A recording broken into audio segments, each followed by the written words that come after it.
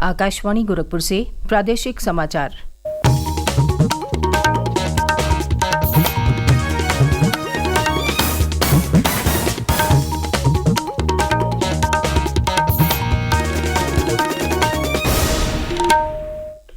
नमस्कार, समाचार बुलेटिन के साथ मैं सुकीर्ति अस्थाना। पहले मुख्य समाचार। अटल आवासीय विद्यालयों के नए शैक्षणिक सत्र 2024-25 का मुख्यमंत्री योगी आदित्यनाथ ने किया शुभारंभ। कहा, चरणबद्ध तरीके से होगा आवासीय विद्यालयों का विस्तार। मुख्यमंत्री योगी आदित्यनाथ ने प्रदेश के 73 जिलों के प्रभारी मंत्रियों का बदला प्रभार। सेमिकॉन इंडिया 2024 का आज होगा समापन। कार्यक्रम के दूसरे दिन कल इलेक्ट्रॉनिक्स और सूचना प्रौद्योगिकी मंत्रालय के सचिव एस कृष्णन ने कहा, भारत में निवेश को सफल बनाने के हैं पर्याप्त संसाधन। और प्रदेश के पश्चिमी जिलों में भारी बारिश से जनहानि, मुख्यमंत्री ने जताया शोक। पीड़ित परिवारों को 4-4 लाख रुपए की राहत राशि प्रदान करने के दिए निर्देश।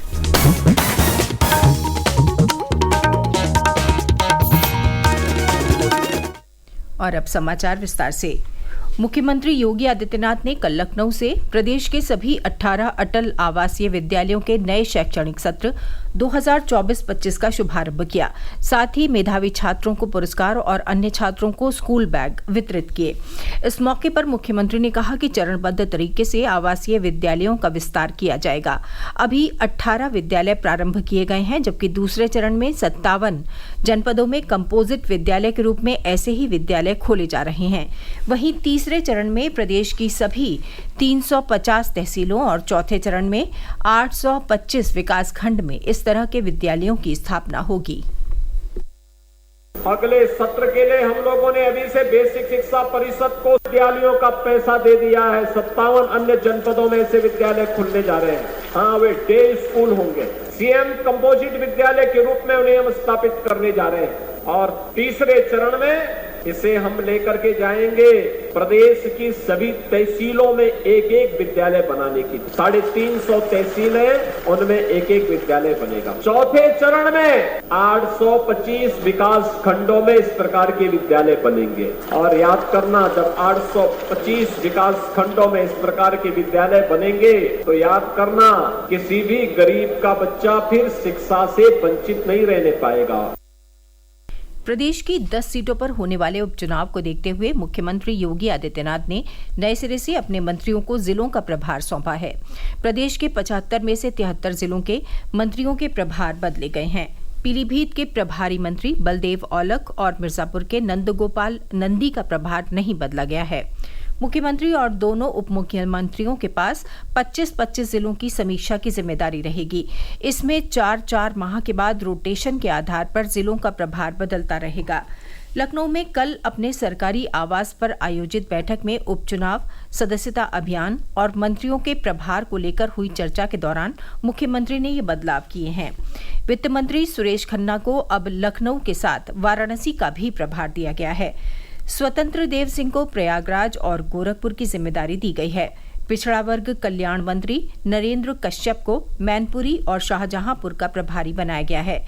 मंत्री दयाशंकर सिंह प्रतापगढ़ और देवरिया, दिनेश प्रताप सिंह कुशीनगर और कौशाम्बी, दयाशंकर मिश्र दयालु बलिया और महाराजगंज तथा अनिल राजभर आजमगढ़ और सिद्धार्थनगर के प्रभारी बनाए गए हैं।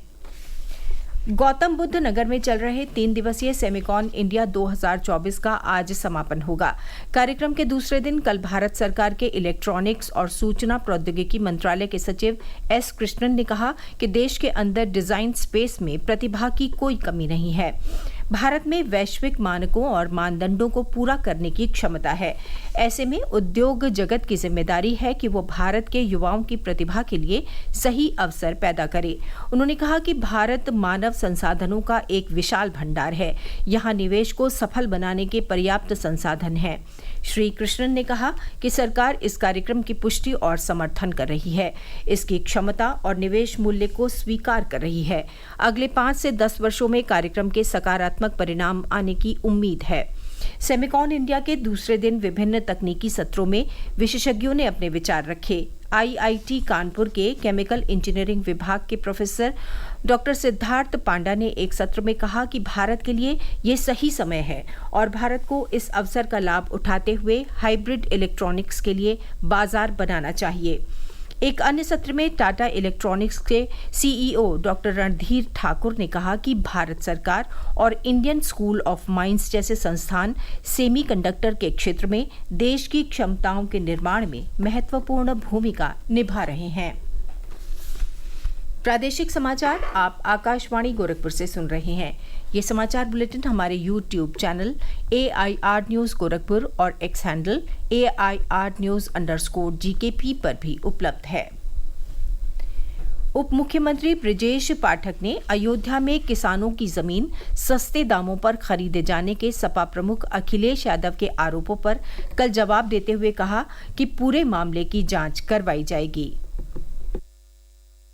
हमारी सरकार की प्रतिबद्धता है कि अपराध और भ्रष्टाचार पर जीरो टॉलरेंस की नीति अपनाएंगे। जांच होगी, कोई भी व्यक्ति बचेगा नहीं, ये हमारी जिम्मेदारी है। इसी क्रम में प्रदेश में बढ़ते एनकाउंटर पर सपा प्रमुख के आरोपों का जवाब देते हुए उन्होंने कहा कि जब कभी कोई एनकाउंटर होता है तो मजिस्ट्रेटियल जांच होती है। समाजवादी पार्टी के लोग जनता को गुमराह करना चाहते हैं। इससे पहले समाजवादी पार्टी प्रमुख अखिलेश यादव ने लखनऊ में कल एक प्रेस वार्ता में भारतीय जनता पार्टी की सरकार पर अयोध्या में किसानों की जमीनों को सस्ते दामों पर खरीदकर सर्किट रेट बढ़ाने का आरोप लगाया था। अखिलेश यादव ने कहा कि अयोध्या में 13,000 एकड़ से ज्यादा की भूमि सेना के युद्ध अभ्यास के लिए आरक्षित थी, उसे भी डी नोटिफाई करके सस्ते दामों पर बेचा गया। उधर सुल्तानपुर में डकैती के आरोपी मंगेश यादव के एनकाउंटर पर उठे सवालों को लेकर कल डीजीपी प्रशांत कुमार ने कहा कि मामले में सारी कार्रवाई निष्पक्ष तरीके से हुई है। एनकाउंटर की मजिस्ट्रेटियल जांच के आदेश भी दिए गए हैं। जो भी आरोप लगाए जा रहे हैं वो गलत है। डीजीपी ने कहा कि जाति और धर्म देखकर कार्रवाई नहीं होती है।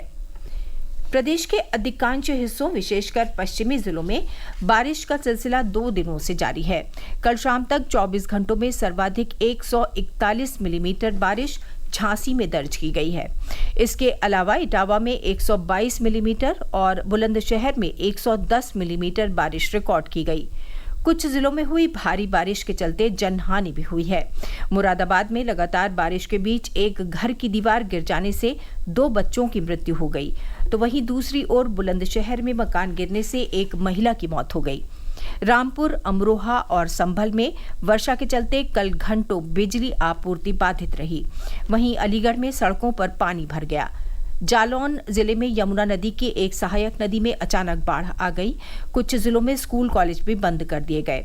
हमारे संवाददाता की एक रिपोर्ट। मध्य भारत में बने एक कम दबाव के क्षेत्र के कारण अगले 2 से 3 दिनों में बुंदेलखंड, मध्य उत्तर प्रदेश और आसपास के कुछ हिस्सों में भारी से बेहद भारी बारिश होने की उम्मीद है। इस कम दबाव के क्षेत्र के उत्तर पूर्व दिशा की ओर बढ़ते रहने और कल धीरे धीरे कमजोर होने की उम्मीद है। इस बीच राज्य के कई शहरों में पिछले 24 घंटों से मूसलाधार बारिश हो रही है। झांसी, अलीगढ़, फर्रुखाबाद, आगरा और मथुरा जिलों में भारी बारिश से सामान्य जनजीवन अस्त व्यस्त हो गया और सड़कें पानी में डूब गईं। विभिन्न जिलों में आज स्कूल और कॉलेज बंद हैं। वर्षा जनित हादसों में मथुरा, बुलंदशहर और मुरादाबाद जिलों में 5 लोगों की मौत की खबर है। सुशील चंद्र तिवारी, आकाशवाणी समाचार, गोरखपुर। मुख्यमंत्री योगी आदित्यनाथ ने भारी वर्षा के कारण हुई जनहानि पर गहरा शोक व्यक्त किया है। उन्होंने दिवंगत व्यक्तियों के परिजनों को तत्काल 4-4 लाख रुपए की राहत राशि प्रदान करने के निर्देश दिए हैं। उधर मौसम विभाग के मुताबिक पश्चिमी जिलों में बारिश का सिलसिला अभी ऐसे ही बना रहेगा। अंत में मुख्य समाचार एक बार फिर। अटल आवासीय विद्यालयों के नए शैक्षणिक सत्र 2024-25 का मुख्यमंत्री योगी आदित्यनाथ ने किया शुभारंभ। कहा, चरणबद्ध तरीके से होगा आवासीय विद्यालयों का विस्तार। मुख्यमंत्री योगी आदित्यनाथ ने प्रदेश के 73 जिलों के प्रभारी मंत्रियों का बदला प्रभार। सेविकॉन इंडिया 2024 का आज होगा समापन। कार्यक्रम के दूसरे दिन कल इलेक्ट्रॉनिक्स और सूचना प्रौद्योगिकी मंत्रालय के सचिव एस कृष्णन ने कहा, भारत में निवेश को सफल बनाने के हैं पर्याप्त संसाधन। और प्रदेश के पश्चिमी जिलों में भारी बारिश से जनहानि, मुख्यमंत्री ने जताया शोक। पीड़ित परिवारों को 4-4 लाख रुपए की राहत राशि प्रदान करने के दिए निर्देश। इसके साथ ही ये समाचार बुलेटिन समाप्त हुआ। नमस्कार।